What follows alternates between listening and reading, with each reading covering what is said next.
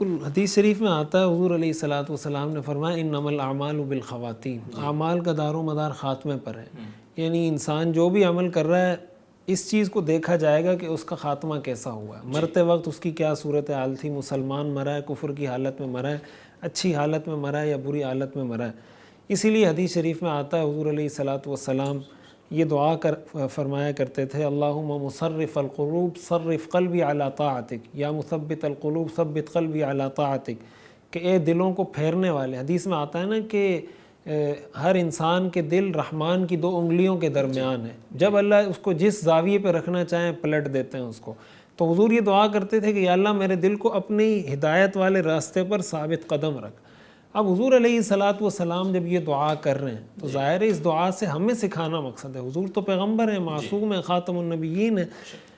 حضور ہمیں سکھا رہے ہیں کہ اللہ سے یہ دعا ہمیشہ انسان کو کرنی چاہیے کہ یا اللہ یا مثبت القلوب ثبت قلبی علی دینک ثبت قلبی علی طاعتک، کہ یا اللہ میرے دل کو ہمیشہ اپنے اطاعت والے زاویے پر آپ رکھیں۔ اور قرآن کریم میں آتا ہے ما کان اللہ لیضیع ایمانکم، اور جگہ جگہ قرآن کریم میں آتا ہے ان اللہ لا یضیع اجر المؤمنین لا یضیع اجر المحسنین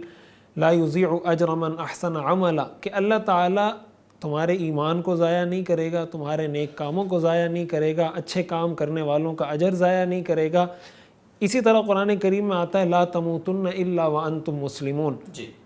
کہ تمہیں موت نہیں آنی چاہیے مگر اسلام کی حالت میں۔ اب یہاں یہ سوال اٹھتا ہے کہ انسان کو کیسے پتہ چلے گا یا اس کے بس میں ہے کہ اس کو اس حالت میں موت آئے؟ تو علماء نے لکھا ہے اس کا بنیادی مقصد یہ ہے کہ انسان کو یہ درس دیا جا رہا ہے، یہ پیغام دیا جا رہا ہے کہ اپنے عمل کو ٹھیک رکھو۔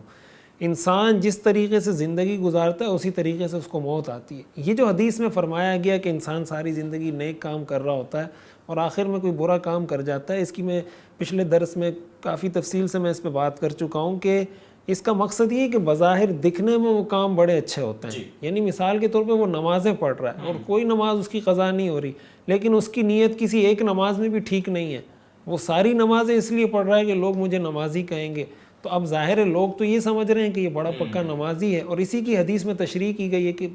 دکھنے میں لوگوں کو لگتا ہے کہ ساری زندگی اس نے نیک کام کی۔ اس طرح کے کاموں کی نحوست ہوتی ہے جس کی وجہ سے انسان کا خاتمہ برا ہوتا ہے، اور کبھی ایسا ہوتا ہے کہ انسان لوگوں کو یوں لگ رہا ہوتا ہے کہ یہ بالکل کوئی برا آدمی ہے، حالانکہ حقیقت میں اس کا اللہ کے ساتھ تعلق ہوتا ہے۔ دوسرا، اس کے دل میں خوف اور ڈر ہوتا ہے، اس کو پتہ ہوتا ہے کہ میں گناہ کر رہا ہوں، اللہ مجھ سے پوچھے گا، احساس ہوتا ہے۔ تو آخر میں جا کر یہ چیز اس کے کام آ جاتی ہے۔ تو ایسا نہیں ہے کہ انسان اخلاص کے ساتھ، صدق دل کے ساتھ اللہ کی رضا کے لیے زندگی گزار رہا ہو، تو قرآن کریم نے تو جگہ جگہ اس کی نفی کی ہے کہ اللہ انسان کے عمل کو ضائع نہیں کرتا۔ لہٰذا اچھے خاتمے کے لیے جو سب سے بڑا گر ہے اور جو شریعت نے ہمیں سکھایا ہے کہ انسان زندگی شریعت کے مطابق گزارے، اور اللہ تعالیٰ سے یہ مانگے بھی، حضور نے بھی مانگا ہے کہ اللہ میرا خاتمہ اچھا فرما، ہمیں بھی مانگنا چاہیے۔ اور کبھی بھی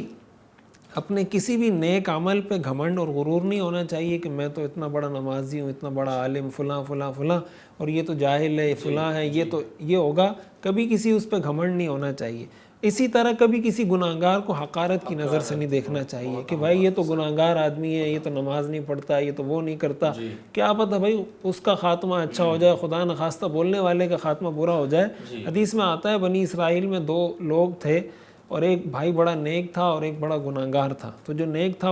وہ جو برا تھا اس کو ہر وقت نصیحت کرتا رہتا تھا کہ بھائی گناہ نہیں کرو، اچھا کام کرو۔ تو ایک دن ایسا ہوا کہ اس نے قسم کھائی، اس نے کہا اللہ کی قسم تیرے کو تو اللہ بخشے گا ہی نہیں، یہ قسم کھا لی اس نیک نے۔ تو اللہ تعالیٰ نے فرمایا من ذا الذی یتعلی علی، یہ کون ہے جو میرے نام کی قسم کھا کر کہہ رہا ہے کہ اللہ اس کو بخشے گا نہیں، اور اللہ نے فرمایا کہ اس کو میں نے بخش دیا، تجھے جہنم میں ڈال دیا، صرف اس بات کی وجہ سے کہ تم نے کیسے کسی کے بارے میں یہ فیصلہ کر دیا کہ یہ جہنمی ہے، یہ جنتی ہے۔ اس لیے اپنے نیک کام پہ گھمنڈ نہیں ہونا چاہیے، دوسرے کی برائی کی وجہ سے اس کو اس طرح حقیر نہیں سمجھنا چاہیے کہ یار یہ تو جنت میں جا ہی نہیں سکتا اور یہ تو جہنمی ہے وغیرہ وغیرہ۔ بہت خطرناک چیز ہے۔ اپنے لیے ہمیشہ اللہ تعالیٰ سے حسن خاتمہ کی دعا کرنی چاہیے۔